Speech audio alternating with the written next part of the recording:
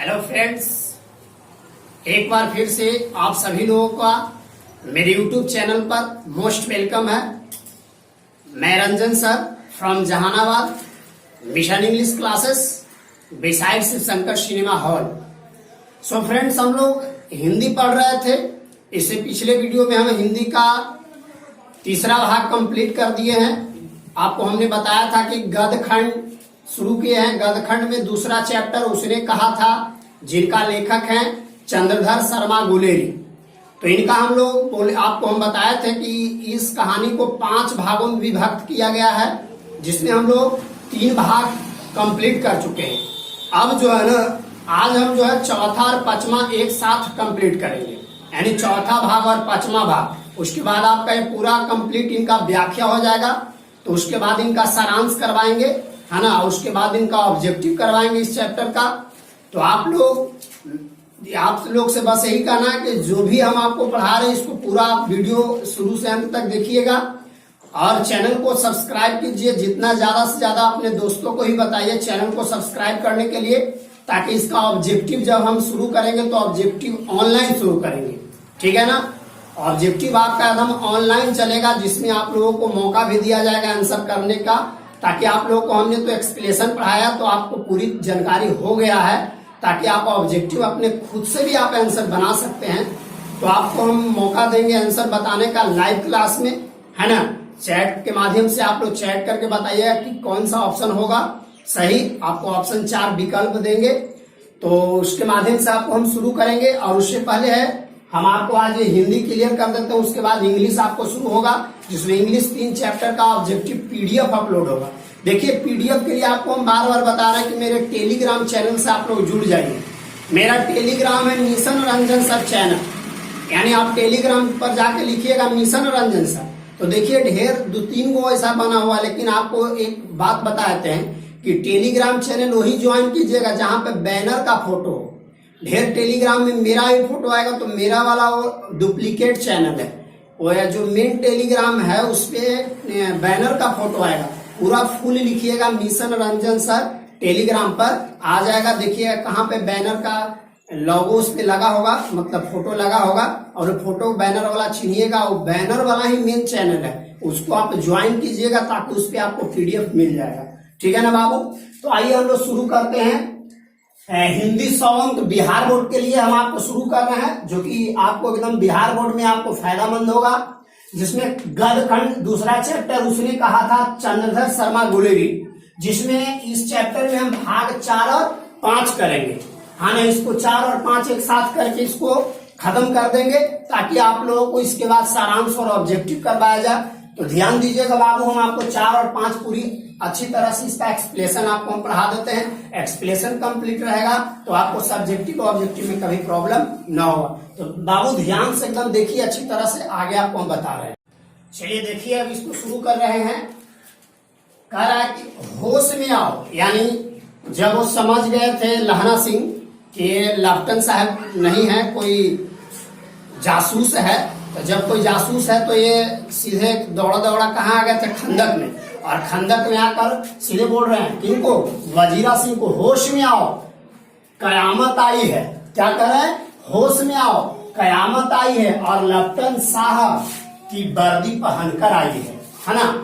क्या लेफ्टिनेंट साहब, तो वजीरा सिंह बोल रहा है, क्या लेफ्टिनेंट साहब या तो मारे गए हैं या कैद हो गए, उनकी वर्दी पहनकर यह कोई जर्मन आया है। तो लहना सिंह बोल रहा है कि उनकी वर्दी पहनकर कोई जर्मन आया है। सूबेदार ने इसका मुंह नहीं देखा, मैंने देखा और बातें की है।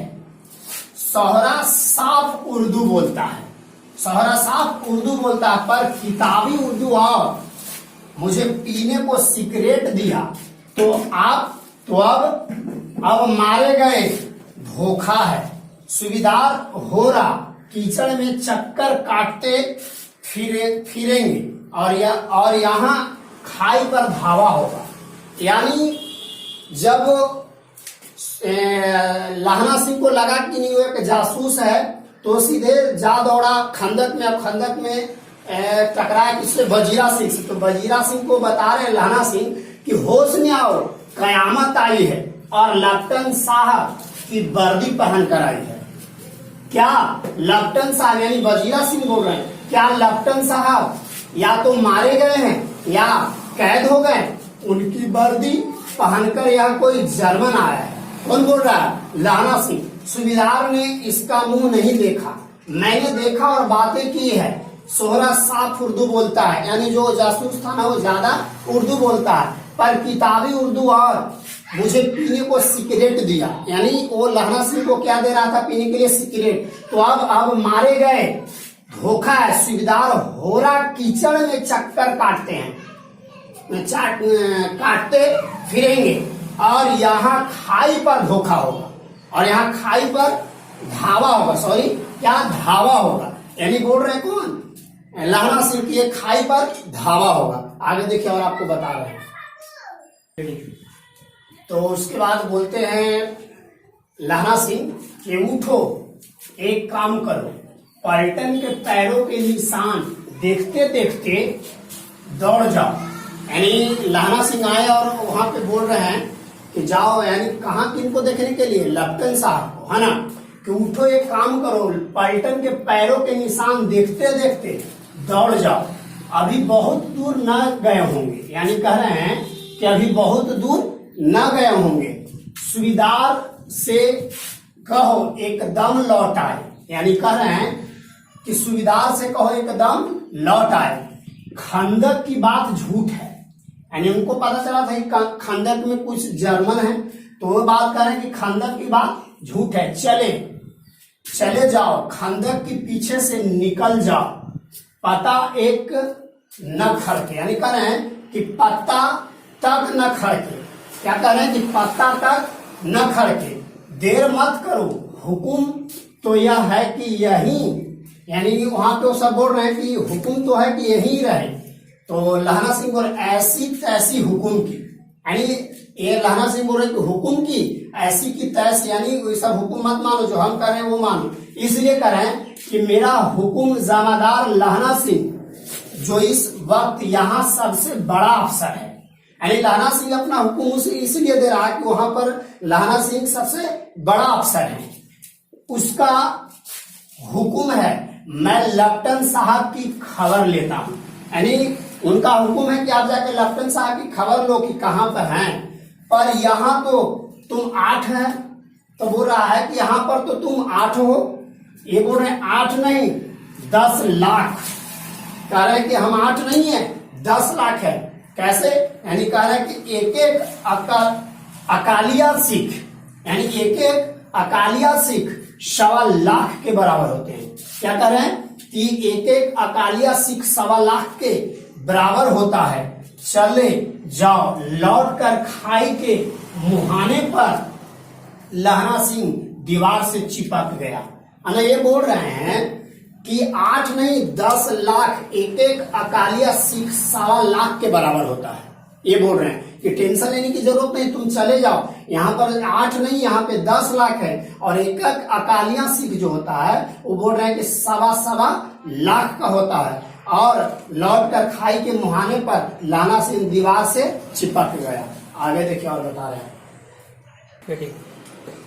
उसने देखा कि, यानी उसके बाद उसने देखा कि लेफ्टिनेंट साहब ने जेब से बेल के बराबर 3 गोले निकाले। यानी आप लोग बेल देखे होंगे बाबू, तो जो बेल होता है गोल जैसा, ठीक उसी तरह बेल जैसा है ना, 3 गोले निकाले। तीनों जगह जगह खंदक की दीवारों में घुसेड़ दिया। यानी जो गोला था तीनों को, है ना, जगह जगह खंदक की दीवारों में घुसेड़ दिया, है ना, और तीनों में एक तार सा बांध दिया। यानी आप गोला देखोगे, गोला को घुसेड़ कर एक तार सा बांध दिया। तार के आगे सूत की एक गुत्थी थी। क्या थी? गुत्थी थी, जिसे सिगड़ी के पास रखा। बाहर की तरफ जाकर एक दिया सलाई जलाकर गुत्थी पर रखने लगे, है ना। इतने में बिजली की तार दोनों हाथों से उल्टी बंदूक को उठाकर लहना सिंह ने साहब की कुहनी पर तान कर दे मारा। उतने में जब लहना सिंह देख रहे हैं ऐसे करते हुए, तो सलाई जलाकर गुत्थी पर रखने लगे, यानी वो धरा रहे थे। इतने में यानी जैसे देखा कि वो गुत्थी को यानी सुलगाना चाह रहा था, इतने में उठाकर लहरा सिंह ने साहब की कोहनी पर तान कर मार दिया, यानी बंदूक उठाकर मार दिया, है ना। धमाके के साथ साहब के हाथ से दिया सलाई गिर पड़ी, यानी जैसे वो मारा धमाका किया, यानी इधर से लहरा सिंह, उसके हाथ से दिया सलाई गिर पड़ी। लहरा सिंह ने एक कुंदा साहब की गर्दन पर मारा, यानी बंदूक के कुंदा से एक कुंदा मारा, और साहब आंख मीन गॉड कहते हुए चित हो गए। और जो साहब लेफ्टन थे, यानी वो क्या बोलकर चित हो गए, आंख मीन गॉड कहते हुए चित हो गए। आगे देखिए और बताते हैं। लहरा सिंह ने, यानी बाबू ध्यान दीजिएगा, लहरा सिंह ने तीनों गोले बीन कर, यानी उससे छीन कर खंदक के बाहर फेंके और साहब को घसीट कर सिगड़ी के पास लिटाया। जेबों की तलाशी ली, 3-4 लिफाफे और एक डायरी निकाल कर उन्हें अपने जेब के हवाले किया। यानी लहरा सिंह जो है, यानी लहरा सिंह ने तीनों गोले बीन कर खंदक के बाहर फेंके और साहब को घसीट कर सिगड़ी के पास लिटाया। जेबों की तलाशी ली, 3-4 लिफाफे और एक डायरी निकालकर उन्हें अपनी जेब के हवाले, यानी अपनी जेब में रख लिया। साहब की मूर्छा हटी, मूर्छा मतलब जब वो मारा था तो जितना देर वो बेहोश था, जब बेहोशी हटी यानी मूर्छा हटी, लहरा सिंह हंसकर बोले, यानी लहरा सिंह हंसकर बोले, क्यों लेफ्टन साहब मिजाज कैसा है। यानी लहरा सिंह बोल रहे हैं, क्यों लेफ्टन साहब मिजाज कैसा है, आज मैंने बहुत बातें सीखी। यानी लहरा सिंह बोल रहे हैं कि हम जो है आज आपसे बहुत सारी बातें सीखी है। यह सीखा कि सिख सिगरेट पीते हैं, यह सीखा कि जगाधारी के जिला में नीलगाय होती है और उनके 2 फुट 4 इंच के सींग होते हैं। यह सीखा कि मुसलमान खान सामा मूर्तियों पर जल चढ़ाते हैं और लेफ्टन साहब खोते पर चढ़ते हैं। यानी ये बोल रहे हैं, यहाँ पर तो ये लहरा सिंह क्लियर समझ ही गए थे कि ये कोई जासूस है, ये तो लेफ्टन साहब नहीं है। यानी ये कह रहे हैं कि कभी भी मुसलमान जो है मूर्ति पर जल नहीं चढ़ाते। यानी ये शक का दायरा वहां से का पहले हूं ये समझ गए थे कि ये मेरे और ओरिजिनल लेफ्टन साहब नहीं है, ये कोई जासूस है। तो ये कह रहे हैं कि हम आपसे बहुत बात सीखे कि मुसलमान लोग मूर्ति पर जल चढ़ाते हैं। और एक बात हम पिछले वीडियो में आपको बताएं, खोते मतलब गधा, यानी खोते पर चढ़ते हैं, यानी खोते मतलब गधा। और एक बात आप लोग भी जानते हैं, यह बताइए कि कोई भी लेफ्टन साहब का एक बड़ा बहुत सारा बड़ा पद होता है, यानी इतना बड़ा पद होकर एक गधा पर बैठेंगे। आप ही सोचिए कि इतना बड़ा पद होते हुए भी एक गधा पर बैठेंगे, नहीं ना। तो ये लहरा सिंह तो एक जोक जैसा है बात कर रहा था कि आप बोल रहे हैं कि खोते पर चढ़ते हैं, तो ये भी एक सीखने को न मिला कि इतना बड़ा लेफ्टन होके। और ये तो ऐसा इसको बुझा रहा था कि कौन है, चेक करना चाह रहे थे लहरा सिंह। अरे ये बताओ कि इतना बड़ा पद होकर गधा पर तो नहीं बैठेगा बाबू। ये वही बात यहाँ बोल रहे हैं कि साहब आपसे हम बहुत सारा बात सीखे कि साहब खोते पर चढ़ते हैं, पर यह तो कहो ऐसी साफ उर्दू कहाँ से सीख आए। यानी फिर लहरा सिंह बोल रहे हैं ये तो कहो ऐसी साफ उर्दू कहाँ से सीख आए। यानी कहने का मतलब लहरा सिंह के मुसलमान खानसामा मूर्तियों पर जल चढ़ाते हैं और लेफ्टन साहब खोते पर चढ़ते हैं, ऐसा कभी नहीं होता। यानी कि मुसलमान जो है मूर्ति पर कभी जल नहीं चढ़ाते हैं। और इतना बड़ा पद, यानी जो लेफ्टन साहब का इतना बड़ा पद है, वो कभी गधा पर नहीं बैठ सकते हैं, नहीं ना, यही बात। यानी और उसके बाद लहरा सिंह बोलते हैं कि यह तो कहो ऐसी साफ उर्दू कहाँ से सिखाए। आगे देखिए और बताते हैं। हमारे लेफ्टन साहब तो बिन डेम के 5 लफ्ज भी नहीं बोला करते थे। यानी लहरा सिंह बोल रहे हैं कि हमारे लेफ्टन साहब तो बिन डेम के 5 लफ्ज भी नहीं बोला करते थे। लहना ने पतलून के जेबों की तलाशी नहीं ली। यानी वो तो बस ऐसे ही ऊपर से तलाशी ली थी, लेकिन पतलून के जेबों की तलाशी नहीं ली।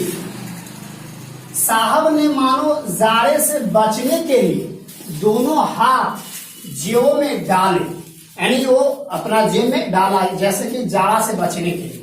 लहना सिंह कहता गया, चालाक तो बड़े हो पर माझे का लहना, यानी लहना सिंह माझे के रहने वाले थे, तो लहना सिंह बोल रहे हैं चालाक तो बड़े हो पर माझे का लहना इतने बरस लेफ्टिनेंट साहब के साथ रहा है, उसे चकमा देने के लिए 4 आंखें चाहिए। यानी लहना सिंह बोल रहे हैं कि हमको चकमा देने के लिए तुमको 4 आंखें चाहिए। 3 महीने हुए एक तुर्की मौलवी मेरे गांव आया था। ये बोल रहे हैं लहना सिंह कि 3 महीने हुए एक तुर्की मौलवी मेरे गांव आया था।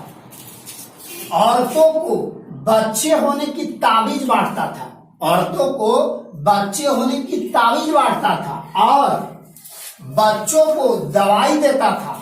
चौधरी के बड़ के, यानी कि बड़ का पेड़ था, बड़ के नीचे मंजा बिछाकर हुक्का पीता रहता था।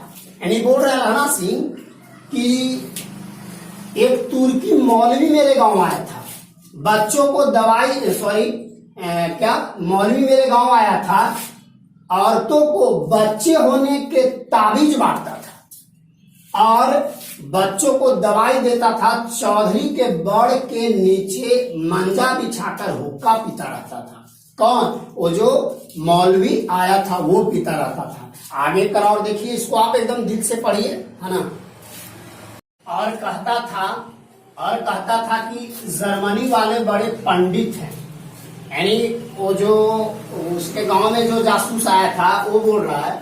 और कहता था कि जर्मनी वाले बड़े पंडित हैं, वेद पढ़ पढ़ कर उसमें से विमान चलाने की विद्या जान गए हैं।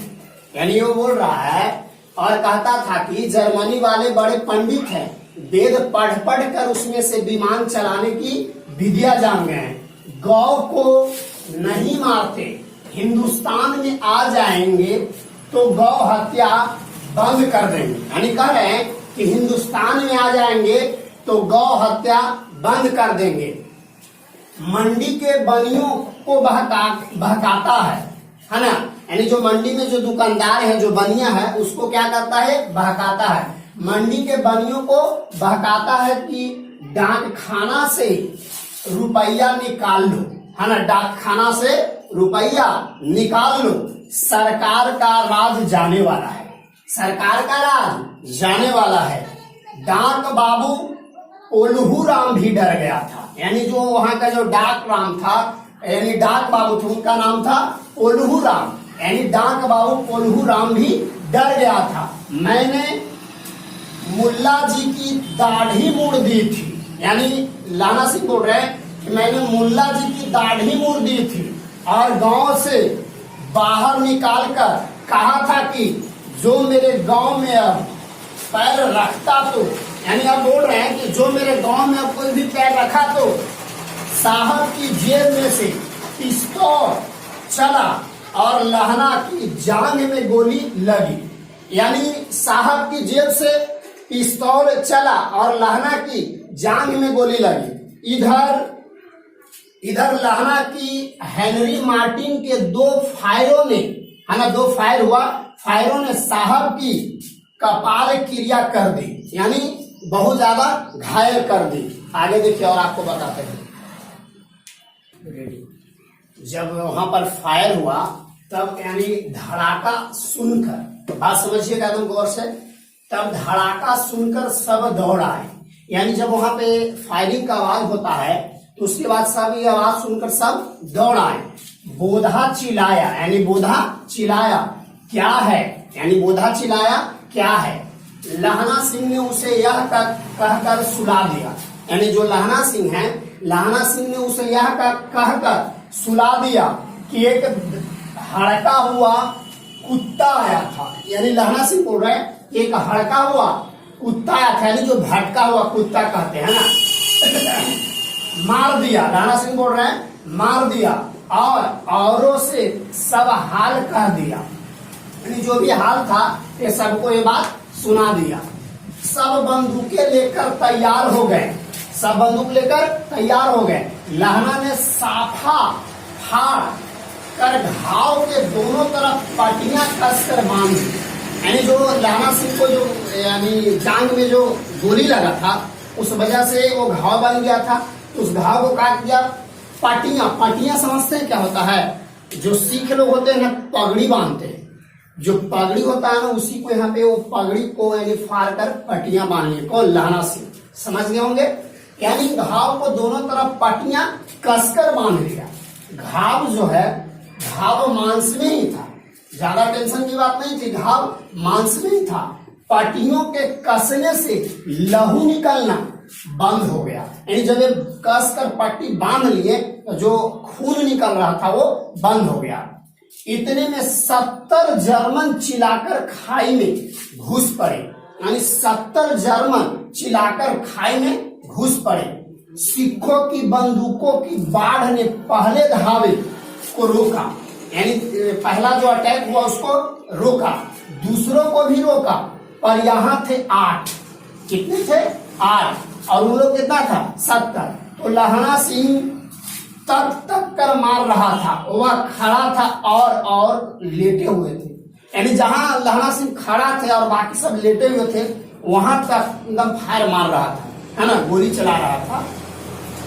और वे 70 अपने मुर्दा भाइयों के शरीर पर चढ़कर जर्मन आगे घुस आते थे, यानी जितना भी अगर लाश गिर भी रहा था तो ये जो जर्मन लोग थे ना अपने मुर्दा भाई के लाश पर चढ़ के आगे की ओर बढ़ कर आगे की ओर फायरिंग कर रहे थे। ठीक है, आगे देखिए और बताते हैं। थोड़े से मिनटों में, यानी जब वहां पर फायरिंग शुरू हो गया उसके बाद थोड़ा सा मिनट लगा, है ना, थोड़ा मिनट लगा, यानी थोड़े से मिनटों में वे अचानक आवाज आई, यानी सिख लोग का एक आवाज आई, वाह गुरुजी, गुरुजी की फतह। यानी क्या है आया आवाज?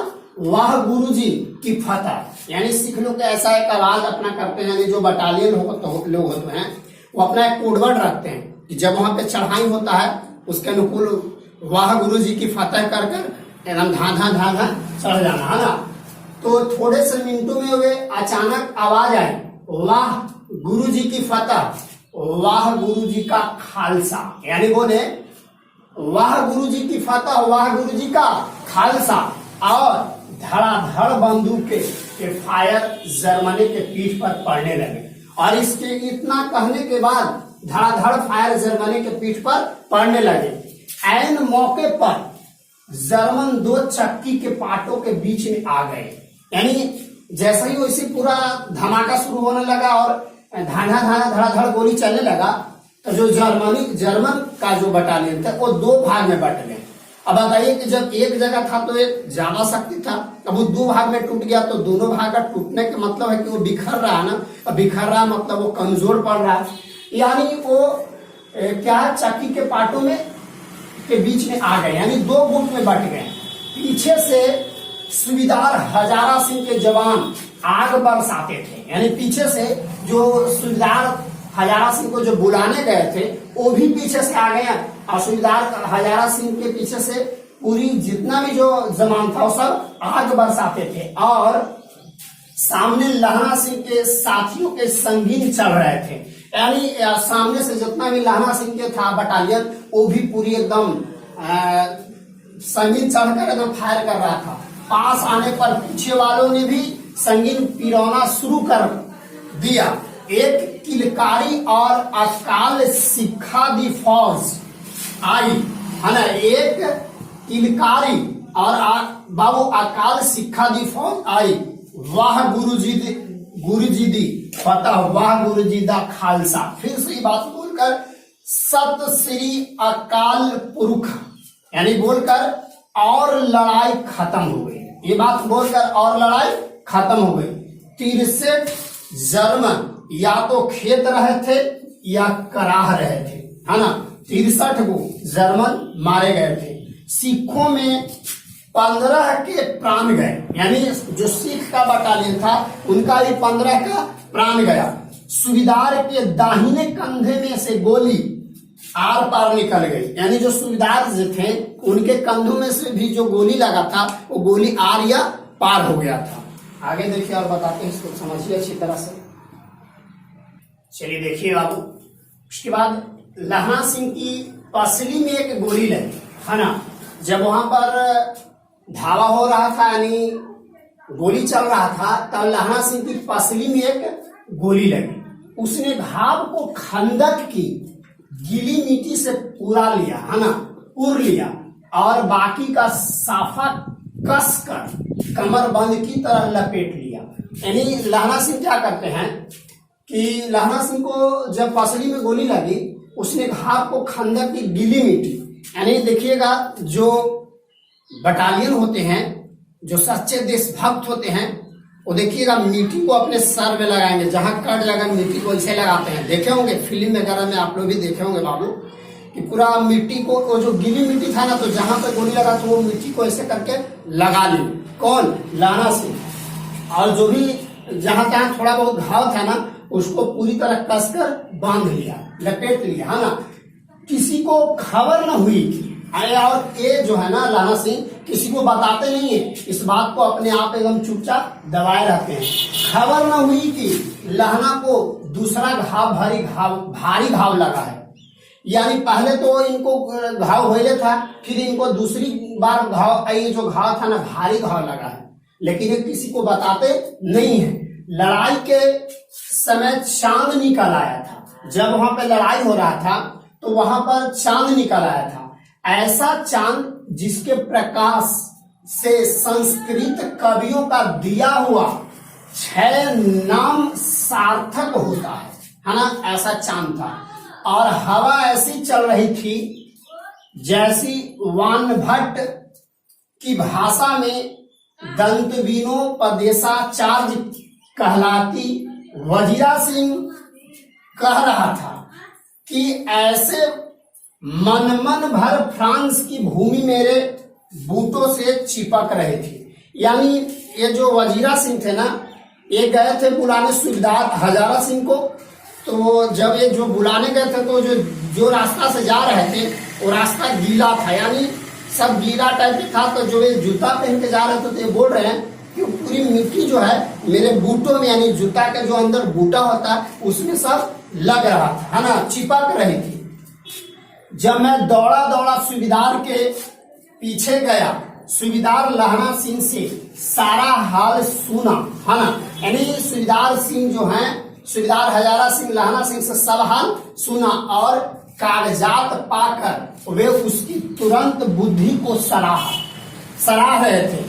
यानी जो सूबेदार हजारा सिंह थे, इनकी बुद्धि को सराह रहे थे, लहना सिंह की बुद्धि को सराह रहे थे, और कह रहे थे कि तू न होता, यानी सूबेदार हजारा सिंह बोल रहे लहना सिंह को कि तू न होता तो आज सब मारे जाते, है ना। सूबेदार हजारा सिंह बोल रहे लहना सिंह को कि अगर तू न होता तो आज सब मारे जाते। यानी ऐसा कौन कह रहे हैं? यानी सूबेदार हजारा सिंह लहना सिंह को कह रहे हैं कि यार तू न होता तो आज हम सब मारे जाते। यानी इनका बुद्धि को क्या कर रहे हैं? सराह रहे हैं। आगे देखिए, इस लड़ाई की आवाज, यानी जो वहां पर लड़ाई हो रहा था, तो जब जहां पर गोली बारूद चल रहा हो तो आवाज पूरी तरह गूंजवे करता है, आप लोग भी जानते हैं। तो इस लड़ाई की आवाज 3 मील दाहिनी ओर, यानी 3 मील दाहिनी ओर खाई वालों ने सुन ली थी। यानी जब यहाँ पे लड़ाई हो रहा था तो इस आवाज को 3 मील दाहिनी ओर की खाई वाले ने इस आवाज को सुन ली थी। उन्होंने पीछे टेलीफोन कर दिया था, यानी इन्होंने जो जहां हेड क्वार्टर था वहां पर इन्होंने पीछे में क्या कर दिया था? फोन कर दिया था। वहां से झटपट 2 डॉक्टर और 2 बीमार ढोने की गाड़ियां चली, जो कोई 1.5 घंटे के अंदर आ पहुंची। यानी कितना घंटा? 1.5 घंटा के अंदर में वो लोग पहुंच चुका था।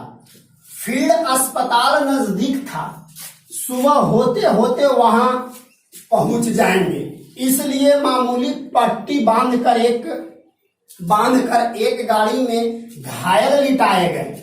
यानी वहां पे 2 गाड़ी था, तो पट्टी बांधकर एक गाड़ी में घायल को लिटाया गया और दूसरी गाड़ी में लाशें रखी गई, यानी जो वहां पे जो मरा था उसको दूसरी गाड़ी में रखी गई। सूबेदार ने लहना सिंह की जांघ में पट्टी बंधवानी चाहिए, यानी लहना सिंह भी जख्मी थे, तो सूबेदार जो था उसके जांघ में पट्टी बंधवानी चाहिए। पर लहना सिंह यानी उसने यह कहकर, यानी लहना सिंह यह कहकर टाल दिया कि थोड़ा घाव है, यानी लहना सिंह बोलते हैं दिक्कत नहीं है, थोड़ा घाव है, सवेरे देखा जाएगा।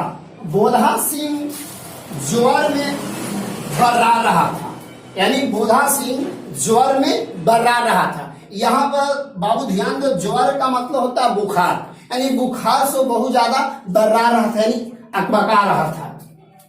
वह गाड़ी में लिटाया गया। कौन? बोधा सिंह को गाड़ी में लिटाया गया। लहना को छोड़कर सूबेदार जाते नहीं थे, यानी ऐसा देखकर जो सूबेदार जी हैं वो लहना सिंह को छोड़कर जाना नहीं चाहते थे। सोच रहे हैं ना सूबेदार सिंह कि लहना सिंह तो जख्मी, हम इसको कैसे छोड़कर जाए, लेकिन वो जाते नहीं थे। लेकिन जो लहना सिंह है, आगे देखिएगा कि इन्होंने बहुत सारा कसम दिए और उसके बाद जो बेचारा सूबेदार हजारा सिंह थे वो इनको छोड़कर चले जाते हैं। आगे आपको हम बता रहे हैं, देखिए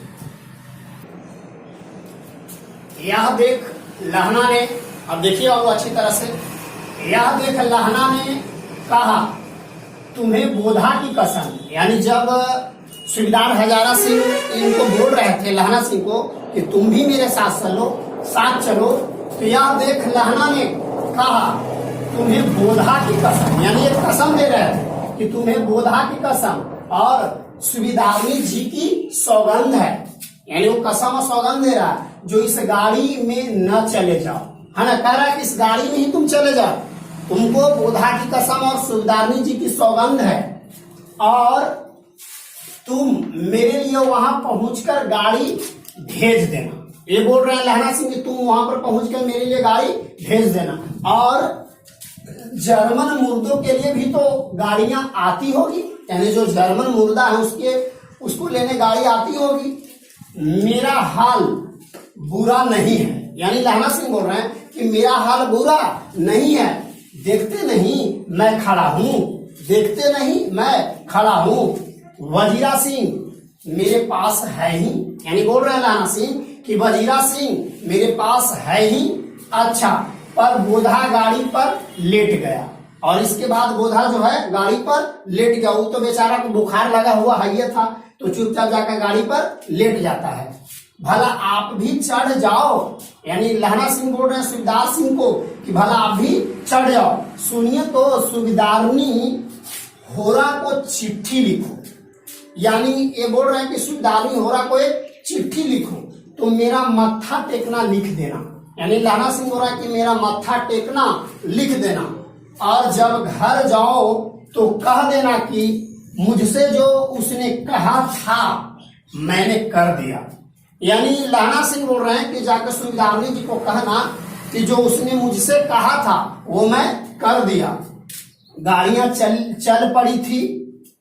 सूबेदार ने चढ़ते चढ़ते लहना का हाथ पकड़कर कह रहा था, है ना, क्या कह रहे थे कि तूने मेरे और मेरे बोधा के प्राण बचाए, कि तूने मेरे और बोधा की प्राण बचाए। यानी सूबेदार हजारा सिंह की बेटा कौन थे?